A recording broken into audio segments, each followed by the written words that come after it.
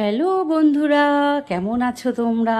আজ আমি শেয়ার করলাম মাংস রেসিপি, চিকেন রেসিপি।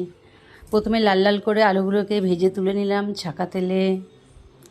আর আমার মতো কে পিটপিটানি আছে, মাংস এইভাবে ধরো একটা একটা করে কল ছেড়ে একদম পরিষ্কার করে, যেমন যেন সার্ফে যেমন জামা কাপড় কাছে ওই রকম একটা একটা করে ধরে পরিষ্কার করে যতক্ষণ জলটা সাজানো হচ্ছে ততক্ষণ অবধি মাংস ধোয়া। আর এই যে আমার ফেভারিট জিনিস, তোমার স্টমাক আর কালিবুক, আর ভীষণ পছন্দের। এগুলোকে আলাদা করে আবার দেখো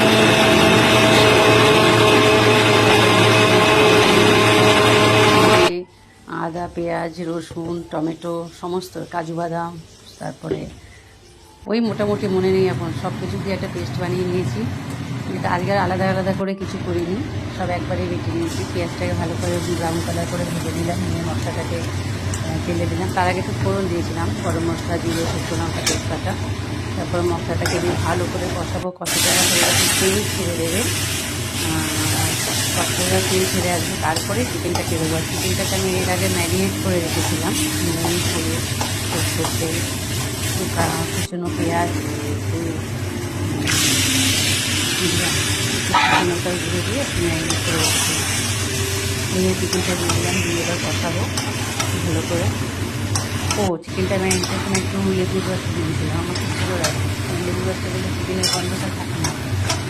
দিয়ে চিকেন কষাতে কষাতে চিকেনে একদিন তেল ছেড়ে আসবে। তারপর গরম জল করব, গরম জল করে জলটা দিয়ে দেবো। বেশি ঝোল করব না, আর মানে একদম কষাও না, একদম ঝোলো না, মোটামুটি। তো কষানো আমি আর মেয়ে পছন্দ করি, কিন্তু আমার বাড়ির সবাই আবার একটু ঝোল ঝোল পছন্দ করে।